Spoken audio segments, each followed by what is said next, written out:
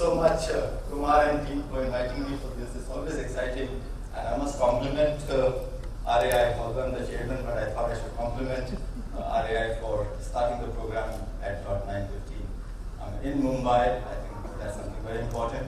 All of us in retail always believe that the store should get open on the dot. I have not at least heard of any retailer who has opened his store ever 1 second late or 1 minute late. So it's a good habit to start off with. I thought let me start with certain personal experiences and stories of the last few months. I and Amisha, my colleague, went to Bangalore for some work, and in the evening we decided to call another colleague, Nancy, for dinner. So as usual, I said, Nancy, bring your husband and bring your son, 4-year-old son. And we went to Toscana. We were wanting to have some wine and nice dinner. 4-year-old starts off with saying, "Uncle, can I ask you some questions?" So first I said, 4 साल है, पूछेगा कुछ 4 साल का बच्चा जवाब दे दूंगा. How many states are there in United States of America?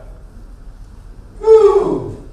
Can you tell me one by one state from east to west, north to south, and tell me the capital? Anybody wants to take that question from me here?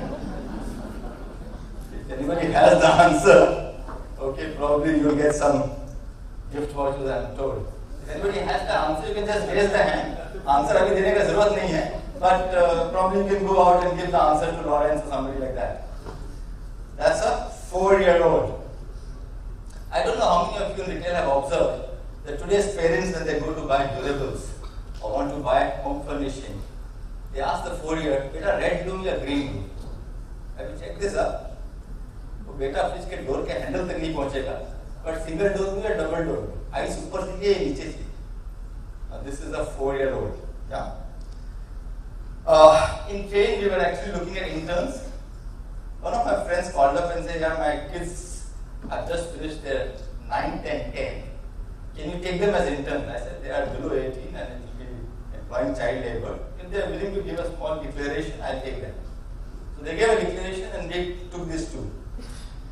So for one person, we gave him a project to say, "Go to Lokhandwala Street and tell us what can we do to build more happiness among the street retailers and employees." This is the 17-year-old. To the 15 or 16-year-old, we said, "Go and scout and look at the best websites around the world for not-for-profit, and look at our website and tell us what are the gaps and what can we do." The intern project was for 9 days. 6 days of working, 2 days of preparation, and 1 day of presentation. On the 9th day, probably I had one of the best research reports presented to me by anybody in my lifetime. And the girl actually showed us a website she had already created for TRRAIN, including the benchmarks, and said if you do the following 6-7 things, you will be equivalent to the top 5 sites. 15-year-old, 16-year-old, okay? Everybody here looks very young, but if some of you have a 14-year or 15-year-old child in your house, you probably will start imagining that these are the things that's happening in their house. These are all things happening to our personal life. 4-year-old daughter. I don't want to take names, but I have seen a lot of 40-year-old who are struggling today to make a proper presentation. Reality. If you keep your hand on your heart, if you are between 40 and 50, or you are like me, between 50 to 55, I don't know. Because when I used to make presentation, it's just simple black and white, some words put in Word and things like that. Now you make presentation, something flies from here, something comes from there, and you have animation all over, and it gets connected to net somewhere, 40 to 50. And then you have, in a board situation, you know that Indian board, the average age is 55-year-old. The managing director coming and making a presentation. We are in the VUCA world. And one board member after the presentation is all over says, "By the way, what is VUCA?" Anybody here who does not know VUCA? Raise your hand, you get a gift voucher. अगर शर्म आ रहा है तो कोई बात नहीं है, but it's better, no? 1000 रुपये मिलेगा यार. Sorry, Lawrence, you are distributor, you do not need to give away your vouchers. But I think you're sitting exactly in this volatile, uncertain, complex, and ambiguous situation. And the uncertainty is so much that we are only certain about what happened yesterday. And we do not know what will happen tomorrow. For example, if I make a statement now that tomorrow the country is going to lose 3 billion out of its 1 trillion economy, how many of you will agree to it? I am making a bold statement in an open public forum that tomorrow we are going to lose 3 billion out of a $1 trillion economy, and not one of you are agreeing with me. Surprised? All the unions in the country have decided to go on strike tomorrow. And if 100% of the unions go on strike tomorrow, we will be absolutely frozen. Nothing is going to work. So one on a 365-day economy, we are going to lose 3 billion. It's just a number to throw, but we are going to lose money. Now this is the kind of uncertainty. Now 1 day loss is 0.3% loss on top line.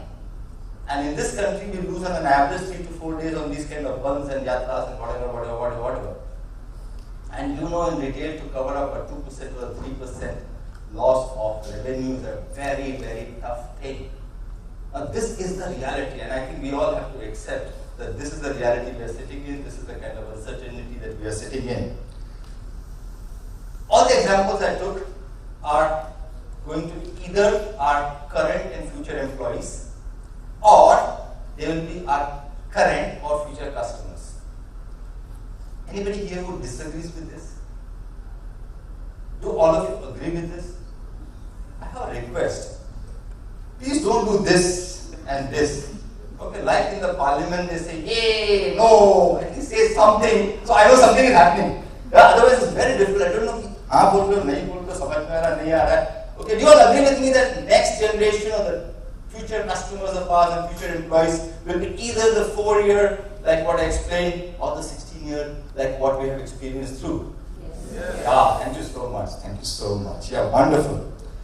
Now, what is certain tomorrow is that these are the kind of customers, this will be the behavior that these customers will have, which means they're going to be using technology, they're going to be using collaborative methods, and they're going to be delivering through these collaborative methods and technology, because that is what they used to. I mean, they believe they are more social than what I believe they are. Right? Because the friends sitting next to each other, you know, they ping each other. They talk to them on Instagram and Facebook. Okay? They don't turn the chair and say hi. And I used to be very, very famous for walking in our head office, and most of the decisions that used to happen used to be when I'm taking a walk. Somebody gets up and says, yes, and this, and you take a decision and you move forward. But those days are gone. And that's also the reason why health and wellness products are going to be doing well. Because if you don't lift your bag and if you don't twist around, I mean, you're going to be spending a lot of money on wellness and this, I mean, health, and that's of course the opportunity of tomorrow. So what am I saying? Shorter business cycles. It's true. If we don't know what's going to happen tomorrow, then how can we talk of a 5-year business plan? Every company in this country has made a vision 2020. Do you agree with me? Yes. Every company has got a vision 2020. But if you ask any company what is the reality of Q3 2016-17, there is a tough situation. We are all struggling to say the next quarter mein kya hone wala. But all of us have a solid document, you know, which is supported and endorsed by one of the top 5 of saying what a vision 20. I'm not saying don't have a vision, but I'm saying let's understand what the reality is.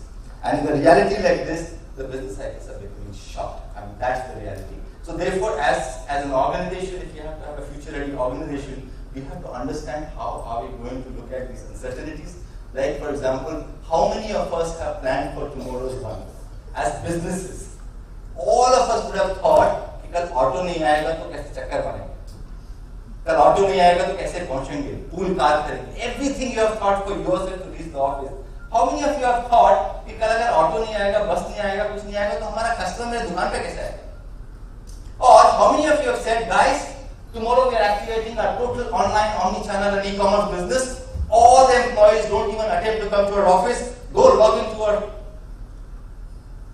computers, laptop, whatever you have, and tomorrow the whole head office Everybody in the company will be serving the customers online. Tomorrow, all of us are going to call 100 customers just to say, hello Ruhi, hello Ashutosh, hello Kumar, how are you? How has been your experience with XYZ? And can I be of any help? I know today is a bad day, you must be at home, but is there anything that can we do? Just imagine 5,000 employees, 100 customers, per employee called up during the day. What a bloody productive day it will be. But no, we are going to see tomorrow and say, what the hell this is happening. So it's important to start looking at shorter cycles and plan for the shorter cycles. Functional expertise is no more good. If any one of you think that you are the HR specialist, okay, you are totally mistaken. I mean, functional expertise is just going away. For example, I don't know how many of you sitting here are head of HR. Please raise your hand. Almost about 25 of them. How many of you, as a head of HR role, gone and told your CEO that we need to sack my colleague who's the head of marketing? Anybody who has done that? Don't raise your hand because people will know you do this. But please tell me, if you're a head of HR, aren't you the guy or the lady who's supposed to be having the number one role in HR? Isn't it? Yes. But when it comes to organizational alignment in terms of competence versus requirement, you actually say, no, I am the number 2 in HR. It is the CEO who has to take the call. So what are you building? If you are not responsible for building the top management or the leadership team of the organization and waiting for the board and the CEO to give you a signal to say, hey guys, this person is not right, I think you are doing a mistake. How many of you have actually taken a call and gone to the board who said, you know what, the organization is getting doomed because the CEO is wrong, I would like to come and tell the board, let's sack the CEO. Not heard of anywhere. But I'm just saying, look at what is the role. So what functional expert are you? How many of you have hired a 13-year-old in your company? Anybody here who can raise a hand and say? No. Because you believe that the government age is 18 years old, but your 50% of your customers are getting influenced by the 5 to 18. So where is the alignment of? So if we are talking about future-ready organizations, which is 3 years, 5 years, this is what it is going to be. And I think all of you do agree that in 2015, which is close to 25 years after the 1991 opening up of the economy, aren't we at a stage where all our customers are the millennials? Or most of the customers are the millennials? So we need to align the organization to this customer base. But we are running away because many of us ask ourselves into that stage and we ourselves get insecure. And I'm nowhere trying to say that we are all idiots and we are all incompetents. No. I'm just saying this is the reality, and depending on the business we are in, we need to accept the reality. For example, a women's high fashion wear organization, okay, run by a management team which has only one lady in the leadership team, and she happens to be the HR head. The whole organization has only 18% or 22% of the organization which is occupied by women. Are you aligned to understanding the needs of the women customers? I don't know. We don't want to look at it. Or 100% of the people in the organization are permanent employees. And the average age of the employees is 5 years to 15 years. And we take pride in saying we are a very stable organization. The organization doesn't believe in hiring consultants. The organization doesn't believe in getting outside in. So then what is this organization? This is a 100% inside-out organization. So if you are an inside-out organization, where is the learning going to come from? And this is what is important for you to build a future-ready organization. I mean, if your organization cannot be aligned to what's happening outside, then I think we are sitting in an absolute fool's world. So, ladies and gentlemen, to me, the immediacy is very, very important. Just having a functional expertise is not good, because you need to be multi-skilled, and sequential planning is gone for a toss. You can't say I will do this and then this and then this and then we'll put together. No. Everything is happening parallelly and we need to execute it together. And the best example of this is in our own homes. Either you look at a housewife, or you look at a homemaker, or you look at a working woman who also manages the house. She plans for tomorrow, she buys for tomorrow, she executes for tomorrow, she gives instructions for today, she executes for day after tomorrow. She also takes the wrath of a maid who decides to not come. She also takes the wrath of a school teacher who calls her that his son has fallen down and broken his hand, and she still manages. And in most of our Indian houses, the marriages last for 30, 40, 50 years. No divorces happen, which means that in spite of having VUCA environment, she is survived.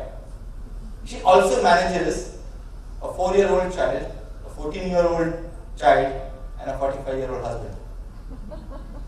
How many of women agree to this? There are only 3 of them who agree. I'm so sorry. I got into a totally wrong track. I thought at least all the women will say yes. No, sorry.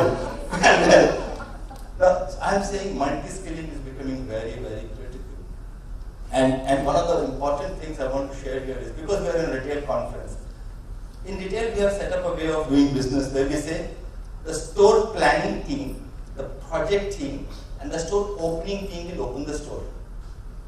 Am I right? That's the functional expertise that we have created. But please tell me, if you are a consumer or you are a customer, what is an open store for you? An open store for you is beautiful looking, best of presentation, great VM, 100% availability at least for once in the life because you're opening the store today, well trained staff. Now, this is what a customer believes the store opening means.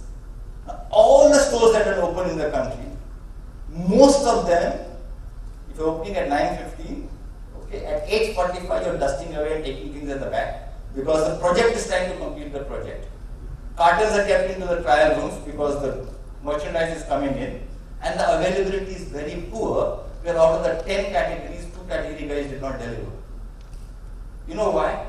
Because the objective of the project is to complete the project in time and money. The objective of the store planning is to do the planning and give it to the project team. The objective of the store opening team is to open the store. The objective of the buying and merchandising team is to ensure merchandise reaches. The objective is the HR team is to ensure recruitment is done. Yeah? In no way does the objective say that all 5 of you are responsible for the first day opening sale and 100% customer satisfaction on the day of opening. So customer satisfaction is left to the store manager who's probably joined 15 days back, or those set of employees who have been trained 30 days back. I'm not trying to be negative about our own industry. I am saying the future is going to be very different because the customer who comes has actually seen in the social media. Because the social media team of the company has been very active. They already announced, they already informed the visual merchandising plan, they presented everything. They also talked about assortment and sizes available. The store manager does not know the same thing that the customer knows, because the customer is more knowledgeable than the store staff. How will you ever align the customer to the store staff? And unfortunately, we are still talking of saying mobiles are not allowed inside the stores. If the mobiles are not allowed, and he checked into his mobile or his phone or his laptop or iPad at 9:15, and a customer comes at 10 o'clock after reading the posts on the Facebook at 9:55 and says, you know what, I just saw this on your Facebook post or Instagram and I just wanted to check. And the guy says, what? Where? Isn't it time for us to start saying, let every person in our store have a tag? Don't give him a phone tab, give him a tab which is only a Wi-Fi enabled, not necessarily a voice enabled. At least he has content to face the customer. It may cost you just $4,000. Just $4,000 to have a tab. It just costs you peanuts to have Wi-Fi connectivity. So is there any way that you can actually build this and make your store staff as knowledgeable as the consumer? And this is the biggest challenge that retail is going to face, because the customer is becoming more knowledgeable than the store staff or anybody in the organization, because he or she has access to information and content. So please ask this question, am I creating a future-ready organization for the future?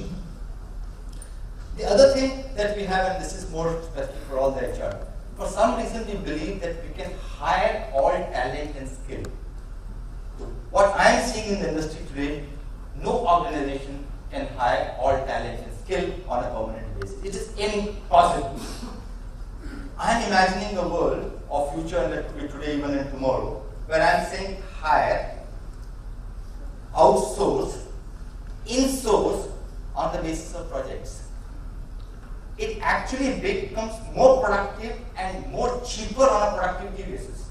And I can sit with anybody separately and we can actually discuss this. I'm telling you, it can become cheaper and more productive. Because if you hire a consultant, he charges you twice, but those guys work 18 hours, they are good, bad, ugly. Okay, we pay once, but we only work 8 hours or 9 hours or 10 hours. There is no way you can get all the skills, and no way you can employ all the skills within the organization. But I think that's the mentality that we as HR heads have to accept. I can tell you, and some of my colleagues who are sitting here, I see Mr. Rao and many of them, Kumar is here, Amisha is there. I mean, we used to have a system when if you enter Shoppers Stop at the back, we used to check. If your hair is half an inch longer than what it should be, we used to send you home. If you're not shaven, okay, you cannot enter the store. In fact, there were days in Andheri, early days, when I used to call barber in the store. I mean, some of you would have heard of this, would know about it. I mean, the barber used to sit outside, and unless you're shaved, if you're not shaved, I'll ask the barber to shave everybody properly, tip him. And then one day came and I met Mr. Shailesh Chaturvedi, the CEO of Tommy Hilfiger, and he says, you know what, Nagesh, we're trying our best to get Tommy Hill into your store, but we can't get in and we'll never get in. He said, why? Because you have these all stupid rules. I said, stupid rules? He said, yes. He says, my guys have to have long hair. My guys have to wear an earring. My guys have to be unshaven, ruffled, toned jeans. This is our attitude. And your attitude is crisp, sharp, shaved. It will not work. So please tell me, if you're a businessman and you think 2% of your business or 5% will come from Tommy Hilfiger, would you want to change this to align with the current business? I'm talking about 10 years back. Or would you stick on to the gun and say, I want all stiff guys? Then you will be stiff, and the customer will also be stiff. He won't even put his hand in his pocket and take money out. God help you. This is exactly what's happening in a very different way today. So we have to be nimble, we have to be flexible, and start looking at talents, which is multi-skilled, in-source, outsource, in-house, do what you want. And then see if you can convert a lot of our annual goals, annual businesses, into projects which are shorter. Don't make store opening as a project manager and store opening team's project. Can the store opening be the project of the 10 people together, and let the store opening be defined as the purpose of this team rather than one more store being added? I can challenge you, it will be a different world. And I'm sure you would have heard about what's happening around the world. A lot of organizations are now no more doing annual appraisals. A lot of organizations are no more doing reviews on an annual basis.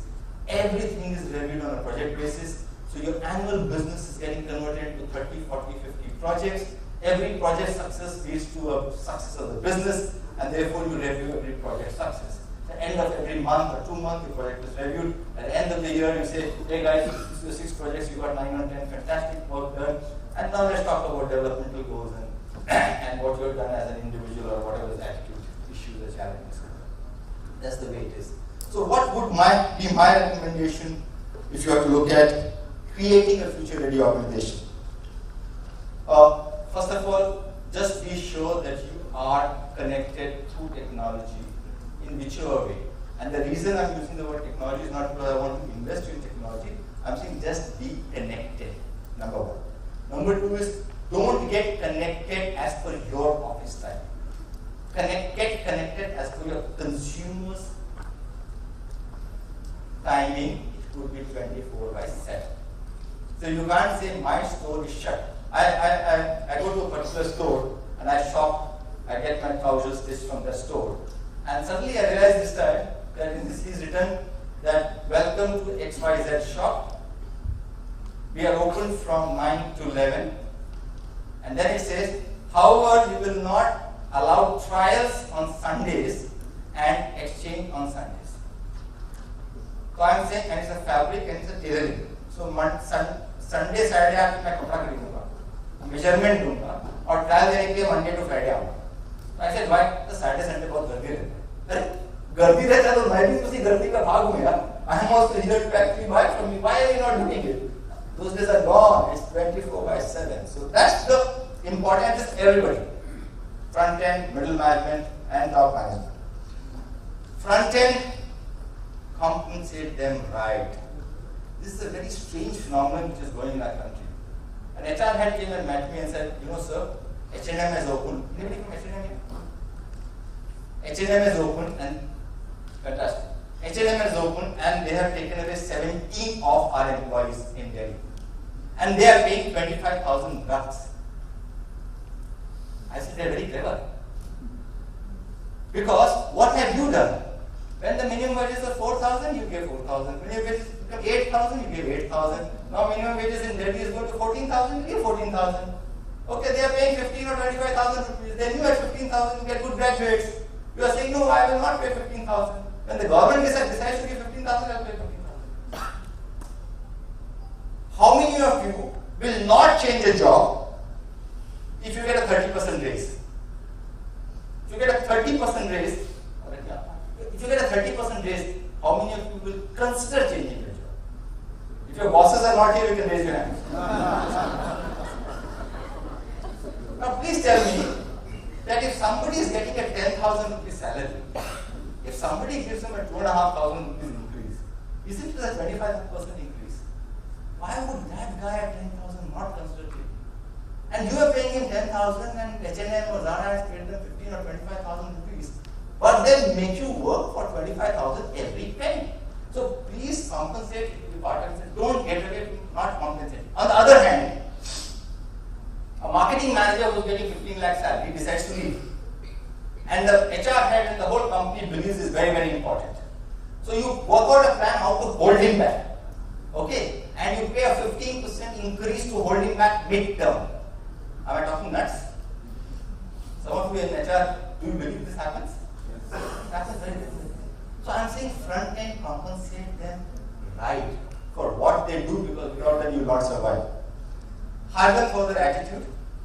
There are lots of papers that we do on our trust train where actually you can go and have a look at it, which actually talks about what are the 3 or 4 things that you can hire them for. Ask them the question, what was the influence that your primary school teachers did to you? Ask them their relationship with their father. Yeah? And if you are able to get these 2 answers, you are hiring probably the best talent in the table. Okay, there's a white paper which is there on our site. Download this. It tells you the top 5 things to look at it to hire the front-end associate. I can bet you that none of you are asking those questions. Because the questions asked is, why did you not pass your 8th? That's your failure. I mean, that's not what the person is coming from. So hire them for attitude. Skill them to get respect from customers. We are skilling them to sell. Please understand, 90% of the customers are not wanting to buy through assistance. Because today's customers become very knowledgeable. However, they love when the person is able to discuss content and share knowledge. And that, I think, is the beauty of today's world. So you please skill them with content so that the customer respects them. And I want to give an example of what happened to me. I bought this shirt day before yesterday. I love this shirt. Okay, I went to 2 shops which had the same shirt, but this shirt is made for the youngsters like you, not for a person with a pot belly. And it was all because the slim fit. You also won't fit in. You are like me. You are not a slim fit. So shirt nahi milta hai. Slim fit. But I went to another shop. He said, no sir, I'll give you this shirt. I said, why? He said, you don't know sir, they have made the regular fit by doing slim fit by tucking at the back. And he said, I'll open the tuck and fit you well. So I said, but if you open the tuck and if I wear it, if it doesn't go, what will you do? He said, don't worry about it. In 5 minutes, open the tuck and I'm wearing the shirt in front of you. I'm holding my breath so you can't see the belly. But that's what it is. So look at what this one person did by having knowledge to serve the customer, and 2,900 went to this guy's skill versus somebody else. So this is an important part to say, and what a respect he has got. I'm discussing his case in a forum with 30 people. That's important. Middle end, multi-skill them. There are all people who have come in 10 years back or 8 years back. Some of the skills of today, they don't have it. Please multi-skill them. development, do not make it your business to develop them. Make it their business to get developed. Okay? I think build this into the employees. The employees feel that it is the company's business to skill them and develop them. No. Build it is your business to get developed. It comes at a very low cost. Whereas if you take up everything, it comes at a very, very high cost. As far as the top management is concerned, align them to the current customers and current employees. I am using a new word. It's a dangerous word, but I still want to use it. At the top, down age the organization. I don't know how many of you have heard this. Down age the organization. Those of you who are, I'm 55, 57, so I'm included in the down aging part. As an organization, if your top management in the board is not aligned either mentally or by physically, in terms of age, to the customer, they have no right to sit there. So if your average customer age is 29, and your average age of the top management is 45, you have to train and skill them to down age their mental status to a 29.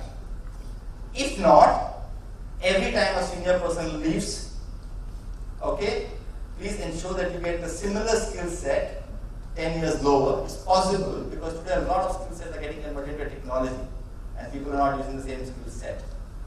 Or ensure that you are able to train the people to think like a 29. Or, there are two people from Marico here that actually tried creating a young board or a shadow board. Okay, maybe ask them what their experience has been. Create a management team, replica at a younger level for them to take the similar calls as what you take, to see what is the reflection of a younger team to a reflection of an older team. Probably you'll create an organization for the future. And hopefully you'll be more future ready than many others who probably are not looking at taking the same course. Thank you very much for this opportunity and all the best for the conference.